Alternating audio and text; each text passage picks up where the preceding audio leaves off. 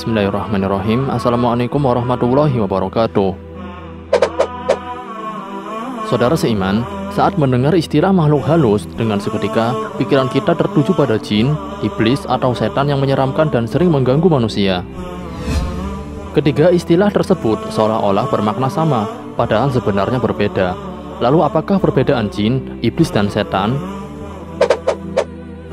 Ini dia ulasannya. Tonton terus video ini hingga selesai agar tidak salah paham.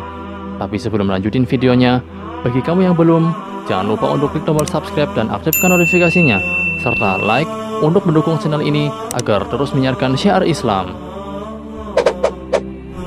Iblis. Dalam etimologi bahasa Arab, iblis diambil dari kata balasa yang artinya tidak mempunyai kebaikan sedikit pun.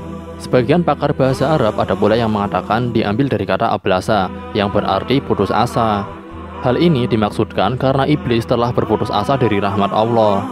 Menurut suatu riwayat, dahulu iblis bernama Nail, atau sebagian riwayat lain mengatakan bahwa dahulu iblis bernama Azazil. Setelah dikutuk oleh Allah Subhanahu wa Ta'ala, ia dipanggil dengan nama iblis.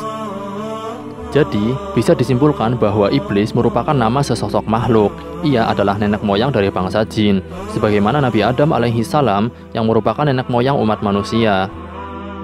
Dahulu, makhluk yang sebelumnya bernama Nail atau Azazil ini sebenarnya makhluk yang paling soleh di antara para malaikat. Secara penciptaan, ia lebih mulia dari malaikat yang hanya diciptakan dari cahaya. Sedangkan ia diciptakan dari biang cahaya itu sendiri, yaitu api. Ketika Allah Subhanahu wa Ta'ala mengatakan ada di antara makhluknya yang akan menjadi iblis, seluruh malaikat meminta kepada Nail agar didoakan tidak dijadikan Allah menjadi iblis. Ia mendoakan seluruh malaikat, namun lupa mendoakan dirinya sendiri. Akhirnya dirinya lah yang ternyata menjadi iblis.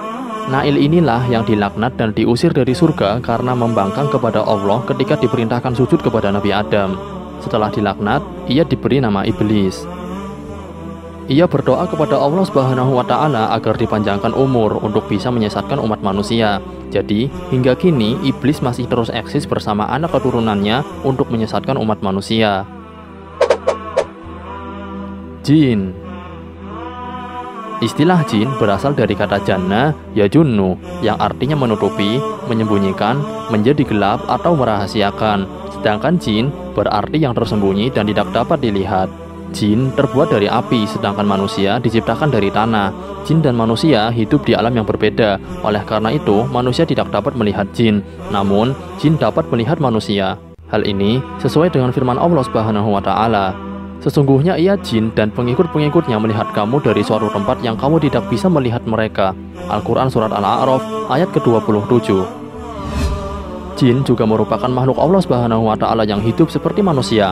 Mereka berkelompok-kelompok, berbangsa-bangsa, bahkan juga berkeluarga.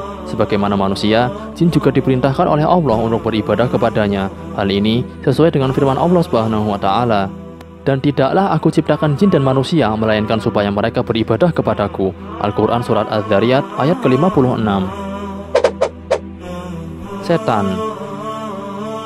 Kata setan berasal dari kata syaitona yang artinya jauh.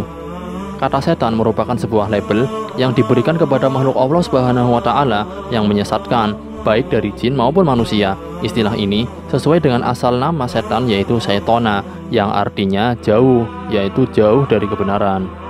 Setan merupakan sifat dari iblis. Setan bukanlah makhluk, melainkan sifat, sama halnya dengan kata munafik atau fasik. Jadi, sebutan setan tidak hanya berasal dari golongan jin saja, tetapi juga dari golongan manusia. Sebagaimana manusia, jin juga ada yang taat dan ada pula yang ingkar. Mereka yang mengingkari perintah Allah Subhanahu wa Ta'ala, itulah yang disebut dengan setan. Bahkan, manusia yang mengingkari Allah Subhanahu wa Ta'ala juga bisa dikatakan sebagai setan. Sebagaimana firman Allah Subhanahu wa Ta'ala, dan demikianlah kami jadikan bagi tiap-tiap musuh Nabi, yaitu setan dari jenis manusia dan jin. Al-Quran Surat Al-An'am ayat ke-112. Wallahu a'lam bishawab.